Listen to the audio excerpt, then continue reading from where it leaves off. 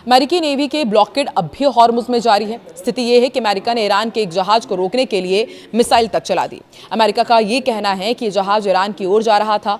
पहले इस जहाज को चेतावनी दी गई कि वो ईरान की ओर ना जाए। लगभग 20 बार चेतावनी दी गई और जब जहाज नहीं रुका तो हेलफायर मिसाइल से हमला कर दिया गया। नमस्कार, मैं हूं आकांक्षा और आप देख रहे हैं न्यूज़ 18 का डिजिटल प्लेटफॉर्म। अमेरिकी राष्ट्रपति डोनाल्ड ट्रंप भले ही दावा कर रहे हैं कि हॉर्मुज से उनकी सेना जल्द ही निकल जाएगी, लेकिन जमीन और समुद्र पर हालात कुछ और ही कहानी बयां कर रहे हैं।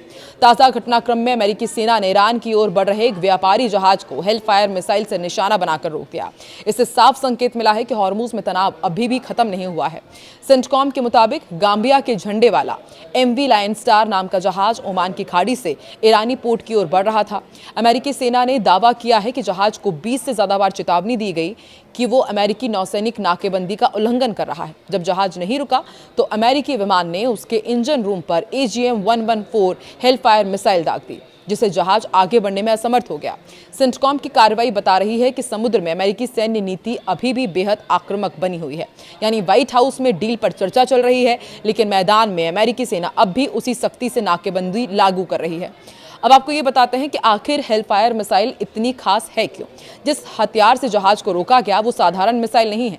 AGM-114 हेलफायर अमेरिकी सेना की सबसे सटीक मिसाइल्स में गिनी जाती है। इसे आमतौर पर MQ-9 reaper drone, Apache helicopter और अन्य विमानों से दागा जाता है।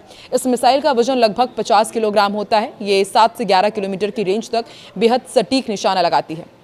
टैंक, बख्तरबंद वाहन और हाई वैल्यू टारगेट को नष्ट करने में इसका इस्तेमाल किया जाता है। यही मिसाइल साल 2022 में काबुल में अलकायदा प्रमुख अयमान अल जवाहिरी को मारने के लिए भी इस्तेमाल की गई थी। इस मिसाइल के वॉरहेड कई तरह के होते हैं। हाई एक्सप्लोसिव एंटी टैंक, जिसे हीट कहा जाता है, जो बख्तरबंद टारगेट्स के लिए अच्छा रहता है। ब्लास्ट फ्रेगमेंटेशन, जो सॉफ्ट टारगेट्स को खत्म करता है। खास RNX, जिसे निंजा मिसाइल या फिर फ्लाइंग जिंसू वेरिएंट कहा जाता है। इसमें विस्फोटक नहीं होता, बल्कि इंपैक्ट से पहले 6 तेज ब्लेड्स निकलते हैं जो टारगेट को काट कर मारते हैं। यह आसपास के लोगों को नुकसान बहुत कम करता है। हॉर्मुज में अभी भी संकट क्यों बना हुआ है, अब आपको ये समझाते हैं। देखिए, हॉर्मुज दुनिया का सबसे अहम ऊर्जा मार्गों में से एक है। वैश्विक तेल और LNG सप्लाई का बड़ा हिस्सा इसी रास्ते से गुजरता है। फरवरी में जब से अमेरिका और ईरान संघर्ष शुरू हुआ है, उसके बाद से ये रास्ता बुरी तरह प्रभावित हुआ। अमेरिका ने ईरानी पोर्ट की नाकेबंदी शुरू कर दी है, जबकि ईरान ने दावा किया है कि हॉर्मुज से गुजरने वाले जहाजों पर उसकी निगरानी है और नियंत्रण रहेगा। इसी खींचतान के कारण सैकड़ों जहाज अभी भी फंसे हुए हैं और पूरी दुनिया में हाहाकार मचा हुआ है। वहीं ईरान के इस्लामिक रेवोल्यूशनरी गार्ड कॉर्प्स ने रविवार को एक बयान में कहा है कि उसने अमेरिका के MQ-1 ड्रोन को मार गिराया है। ये जानकारी इस्लामिक रिपब्लिक न्यूज़ एजेंसी ने दी है। रिपोर्ट के अनुसार ये ड्रोन कथित तौर पर ईरान के क्षेत्रीय जल क्षेत्र में दाखिल हुआ था। IRGC ने कहा कि ड्रोन का तुरंत पता लगा लिया गया और उसे वायु रक्षा मिसाइलों से गिरा दिया गया। साथ ही जहाज़ों को चेतावनी दी गई है कि कोई भी जहाज बिना उनकी इजाज़त के नहीं जा सकता। इससे पहले मंगलवार को IRGC ने कहा था कि अगर अमेरिका सीज फायर का उल्लंघन करता है तो उसके पास जवाबी कार्रवाई करने का वैध और सुनिश्चित अधिकार सुरक्षित है।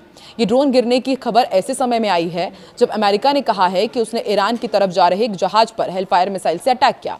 IRGC ने दावा किया था कि उसकी वायु रक्षा इकाइयों ने अमेरिका के MQ-9 ड्रोन को भी मार गिराया है। स्थानीय मीडिया रिपोर्ट्स के मुताबिक IRGC ने यह भी कहा है कि उसने एक लड़ाकू विमान पर फायरिंग की जो कथित तौर पर ईरानी हवाई क्षेत्र में घुस आया था।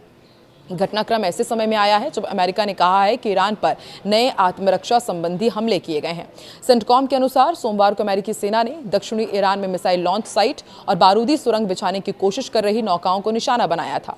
सेंटकॉम के प्रवक्ता टिम हॉकिंस ने एक बयान में कहा कि अमेरिकी बलों ने दक्षिणी ईरान में आत्मरक्षा के तहत कार्रवाई की है ताकि ईरानी बलों से पैदा होने वाले खतरों से अपने सैनिकों की रक्षा की जा सके। निशानों में मिसाइल लॉन्च साइट और वो ईरानी नौकाएं शामिल थी जो समुद्र में बारूदी सुरंगें बिछाने की कोशिश कर रही थी। अमेरिकी सेंट्रल कमांड युद्धविराम के दौरान संयम बरतते हुए अपने सैनिकों की सुरक्षा जारी रखे हुए है। IRGC नेवी ने चेतावनी दी है आगे कि अगर अमेरिका हॉर्मुज के प्रबंधन में किसी भी तरह का दखल देता है तो उसे कड़ी सैन्य कार्रवाई का सामना करना पड़ेगा।